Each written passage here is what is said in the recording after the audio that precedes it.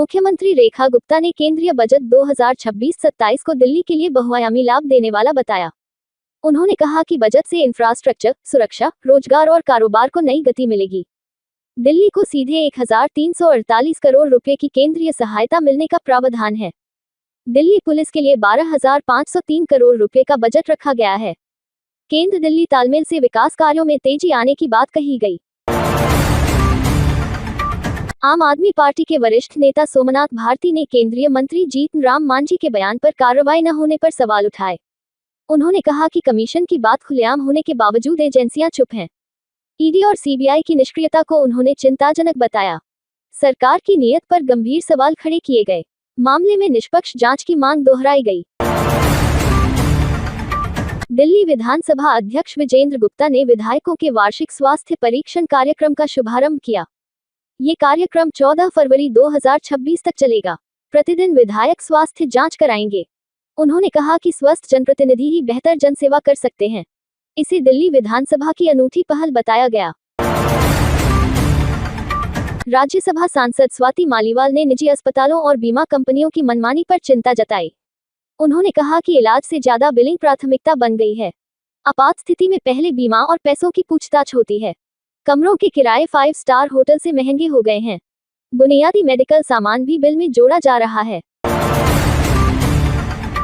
विश्व वेटलैंड्स दिवस पर असोला भाटी अभयारण्य में कार्यक्रम आयोजित हुआ। पर्यावरण मंत्री मनजिंदर सिंह सिरसा ने जल स्रोत संरक्षण पर जोर दिया। उन्होंने इसे जीवन और संस्कृति से जुड़ा विषय बताया। सरकार 2027 तक जल निकायों के पुनरुद्धार का लक्ष्य रख रही है। पौधारोपण कर पर्यावरण संरक्षण का संदेश दिया गया। शिक्षा एवं खेल मंत्री आशीष सूद ने दिल्ली खेल महाकुंभ की घोषणा की।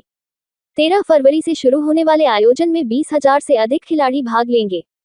खेल बजट 3 गुना बढ़ाकर 76 करोड़ किया गया है। महाकुंभ को बड़ा खेल आयोजन बताया गया। दिल्ली को स्पोर्ट्स कैपिटल बनाने की दिशा में कदम कहा गया। निजी स्कूलों में ईडब्ल्यूएस दाखिले की आवेदन प्रक्रिया अब तक शुरू नहीं हुई है। नर्सरी, केजी और पहली कक्षा के लिए देरी देखी जा रही है। पिछले साल इस समय तक प्रक्रिया शुरू हो चुकी थी। देरी से दाखिले भी देर से पूरे होने की आशंका है। अभिभावकों में असमंजस और चिंता बढ़ी है। आम आदमी पार्टी ने private school fees control act को असफल बताया। प्रदेश अध्यक्ष सौरभ भारद्वाज ने इसे मिडिल क्लास के साथ धोखा कहा। उन्होंने आरोप लगाया कि फीस नियंत्रण पूरी तरह विफल रहा। भाजपा सरकार पर स्कूल लॉबी के दबाव में काम करने का आरोप है। मध्यम वर्ग के हितों की अनदेखी की बात कही गई। जेएनयू के 2 स्कूलों के छात्र हड़ताल पर जाने की तैयारी में हैं। निजी फाउंडेशन द्वारा संचालित कोर्स का विरोध किया जा रहा है। अनिवार्य उपस्थिति और सुविधाओं की कमी प्रमुख मुद्दे हैं। शैक्षणिक दबाव को लेकर भी नाराजगी है। छात्रों ने प्रशासन से समाधान की मांग की है। इंदिरा गांधी दिल्ली तकनीकी विश्वविद्यालय में प्लेसमेंट लगभग पूरा हो चुका है।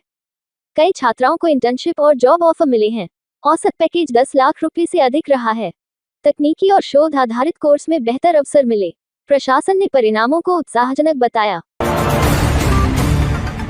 तेज हवाओं के बाद भी दिल्ली की हवा फिर खराब श्रेणी में पहुंच गई। केंद्रीय प्रदूषण नियंत्रण बोर्ड के अनुसार औसत AQI 210 रहा।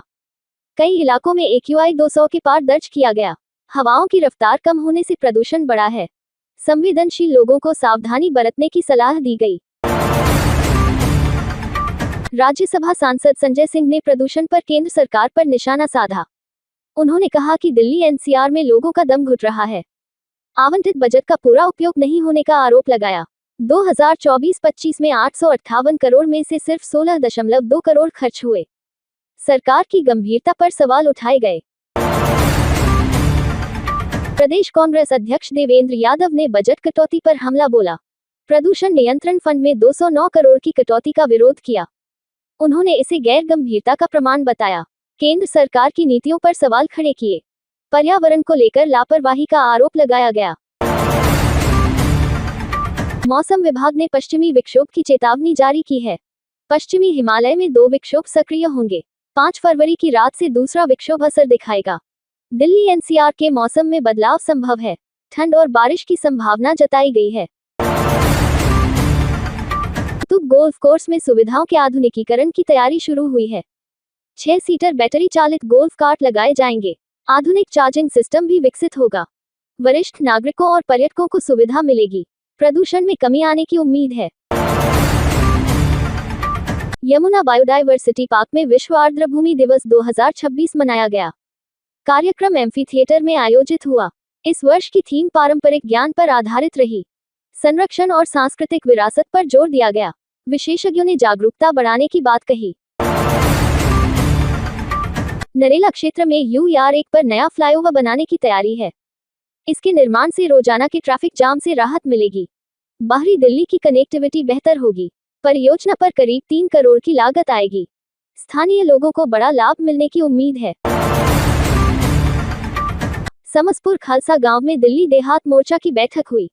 ग्रामीणों की समस्याएं सुनकर रणनीति पर चर्चा की गई। अध्यक्ष राजीव यादव ने 36 बिरादरी के अधिकारों की बात कही। स्मार्ट विलेज योजना का जिक्र किया गया। संविधान के अनुसार प्लॉट दिलाने का आश्वासन दिया गया। बादली इलाके में एक महिला से ठगी का मामला सामने आया। जालसाजों ने नकदी देने का झांसा देकर गहने ले लिए। पीड़िता की शिकायत पर मामला दर्ज किया गया। आरोपी फरार हैं और पहचान की कोशिश जारी है। पुलिस CCTV फुटेज खंगाल रही है।